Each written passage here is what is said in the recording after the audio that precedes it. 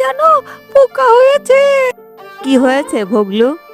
তোমার দাঁতে কি সমস্যা হচ্ছে? তোমার দাঁতে কি পোকা হয়েছে? তোমার দাঁতে কি ব্যথা হয়েছে? মা, আমার দাঁতে তো পোকা এসে গেছে। আমি কি এখন কিছু খেতে পারবো? তুমি তো খুব সাহসী।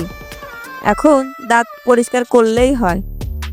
আসলে পরিষ্কার না করলে সমস্যা হতে পারে। আমি তোমাকে সাহায্য করব, তুমি চিন্তা করো না। দাঁতে পোকা? তোমার জন্য আমার একটা বিশেষ দাওয়াই পেয়েছি। একটু আসো আমার কাছে। এই বইটা দেখো, একটা তোমার সমস্যা সমাধান করতে পারবে। আমরা আল্লাহকে ডাকি, তিনি সবসময় সাহায্য করেন। তুমি তোমার দুঃখ নিয়ে এখানে আসতে পারো। দাঁতে পোকা আসা কোনো বড় সমস্যা নয়, তবে এটা বুঝতে হবে কিভাবে তা সামলানো যায়। আমি কি আমার দাঁতে পোকা এখন সরিয়ে ফেলতে পারবো? অবশ্যই, তুমি যদি সত্যিই চাও, তোমাকে কিছু শিখতে হবে। প্রথমত, ভালো করে দাঁত ব্রাশ করা শিখো। দ্বিতীয়ত, মাঝে মাঝে কম মিষ্টি খাও। সবারই দাঁতে পোকা আসে, কিন্তু যাদের সঠিক যত্ন থাকে তাদের দাঁতে কখনো ক্ষতি হয় না। হ্যাঁ, এসব অভ্যাসের ব্যাপার। তুমি কি প্রস্তুত? হ্যাঁ মা, আমি এখন থেকে সঠিক যত্ন নেব। ধন্যবাদ হে আল্লাহ। হ্যালো ববলু, কি ব্যাপার? এত দুঃখিত দেখাচ্ছে কেন তোমায়? আচ্ছা, এখন ঠিক আছে। দাঁতে পোকা ছিল, কিন্তু এখন আমি বুঝেছি কিভাবে সেটা রোধ করা সম্ভব।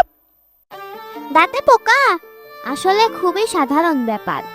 আমরা তো সবাই একই রকম সমস্যায় পড়ি, তবে তা যদি আমরা সঠিকভাবে যত্ন নিই তাহলে সেটা খুব তাড়াতাড়ি ঠিক হয়ে যাবে।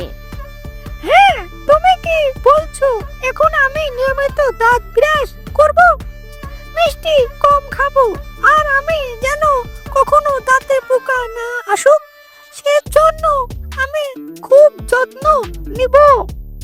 একদিন সঠিকভাবে চলবো। তুমি যত বেশি যত্ন নেবে তত ভালো হবে। দাঁতে পোকা আসলে কোনো বড় ব্যাপার নয়, কিন্তু জীবনে অনেক কিছু আছে যা শেখা দরকার। মিষ্টি কম খাওয়া, বিরাস করা, আর হাসতে হাসতে জীবন কাটানো। মনে রেখো, প্রতিটি সমস্যা আসলে একটি শেখার সুযোগ। তুমি যদি সঠিক পথে চলো তাহলে সব সমস্যার সমাধান একদিন পাবে। আমি সঠিকভাবে দাঁত ব্রাশ করতে শিখেছি এবং এখন থেকে মিষ্টি কম খাবো।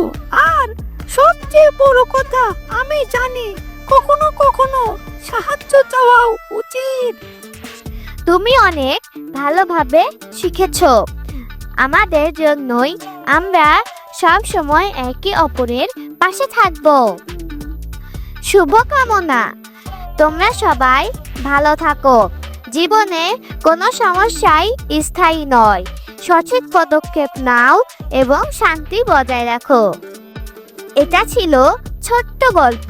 সেখানে বগলু ও তার পরিবার এবং বন্ধু মিলে দাঁতের যত্ন ও জীবনের শিক্ষা সম্পর্কে জানতে পারে।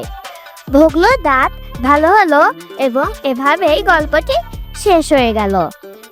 আমাদের চ্যানেলটি সাবস্ক্রাইব করে আমাদের পাশেই থাকুন।